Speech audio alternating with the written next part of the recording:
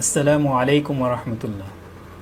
প্রিয় homeopathic doctor ও শিক্ষার্থী ভাই ও বোনেরা, আজকে আমি আপনাদের সামনে আমার লেখা তৃতীয় বই হোমিওপ্যাথির সফল কেস এই বইটির পরিচয় আপনাদের সামনে তুলে ধরব এবং এই বইটি পড়লে আমাদের কি উপকার হবে তা বিস্তারিতভাবে আপনাদের সামনে তুলে ধরব ইনশাআল্লাহ।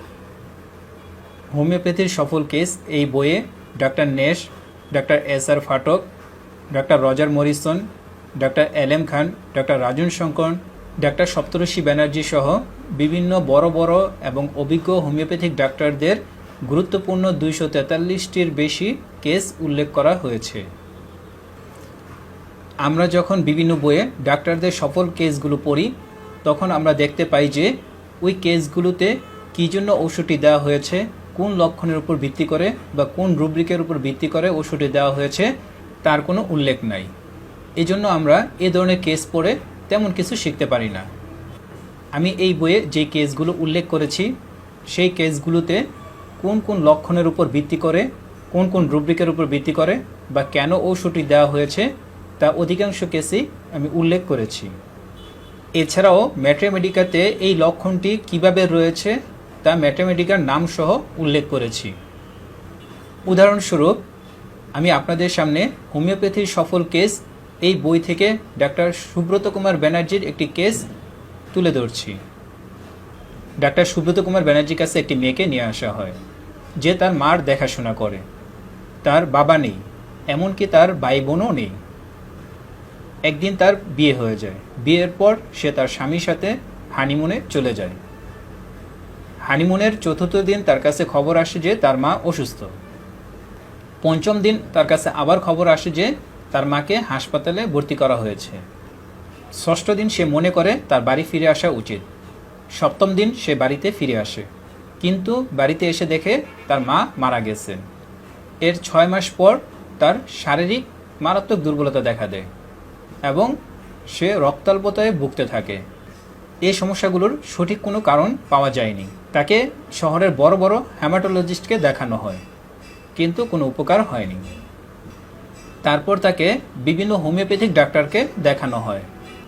হোমিওপ্যাথিক ডাক্তাররা তাকে তার দুঃখ কষ্টের কারণে ইগনিশিয়া, নেট্রামিউর ইত্যাদি ওষুধ দেন, কিন্তু এতেও তার কোনো উপকার হয়নি।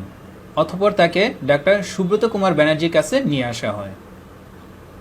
ডাক্তার সুব্রত কুমার ব্যানার্জি তার দুঃখ কষ্টের কারণটা জানার পর তাকে বলেন যে তুমি এজন্য কী অনুভব করছো। সে বলে, আমার মা আমার জন্য তার সারা জীবন দিয়ে দিয়েছেন। তিনি তার সকল দায়িত্ব সঠিকভাবে পালন করেছেন, আমার সব শখ পূরণ করেছেন, কিন্তু যখন আমার দায়িত্বের সময় হলো তখন আমি আমার দায়িত্ব সঠিকভাবে পালন করি নাই। আমি তার ঋণ পরিশোধ করতে পারিনি। ডাক্তার সুব্রত কুমার ব্যানার্জি তাকে সাইক্লামেন ইউরোপিয়াম দেন। এতে সে ধীরে ধীরে সুস্থ হয়ে ওঠে। এখন আমাদেরকে জানতে হবে কেন ডাক্তার সুব্রত কুমার ব্যানার্জি তাকে সাইক্লামেন দিয়েছেন। যদি আমরা না জানতে পারি তাহলে কিন্তু আমরা এই কেস থেকে কিছুই শিখতে পারবো না। তাকে সাইক্লামেন দেওয়ার কারণ হলো, তার কষ্টের কারণ হলো যে সে তার দায়িত্ব সঠিকভাবে পালন করতে পারে নাই।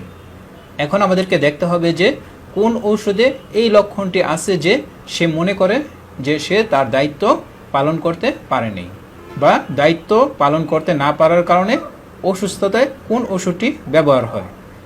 যদি আমরা এটা জানতে পারি তাহলে আমরা এমন কেস পেলে আমরাও রুগীকে এই ওষুধটি দিতে পারবো। যদি আমরা অ্যালেন্স কি নোটে দেখি তাহলে আমরা সেখানে দেখতে পাবো, সেখানে লেখা আছে সাইক্লামেন ইউরোপিয়ামের রুগীদের রোগের কারণ মনের কষ্ট চাপা পড়া এবং দায়িত্ব বা কর্তব্য পালন না করা বা পূর্বকৃত কুকর্মের জন্য বিবেকের দংশন। আর আমাদের এই কেসে রোগীকে সাইক্লামেন দেওয়ার কারণ হলো ailments from duty not done, অর্থাৎ তার দায়িত্ব বা কর্তব্য পালন করতে না পারার কারণে অসুস্থতা। সুতরাং আমরা যে কেসগুলি পড়ব সেই কেসগুলো যদি আমরা রেফারেন্স সহ পড়তে পারি তাহলে আমরা তার থেকে অনেক কিছু শিখতে পারবো এবং এই ধরনের কেসে আমরা এই ওষুধগুলো ব্যবহার করতে পারবো এবং ধীরে ধীরে আমাদের জ্ঞান বৃদ্ধি পাবে এবং আমাদের সফলতার হারও বৃদ্ধি পাবে ইনশাআল্লাহ। এছাড়াও আমার আরও 2টি বই আছে, প্রশ্নোত্তরে হোমিওপ্যাথি এবং যৌন দুর্বলতায় হোমিওপ্যাথি। যারা আমার এই বইগুলো নিতে চান তারা স্ক্রিনে দেওয়া নাম্বারে যোগাযোগ করুন।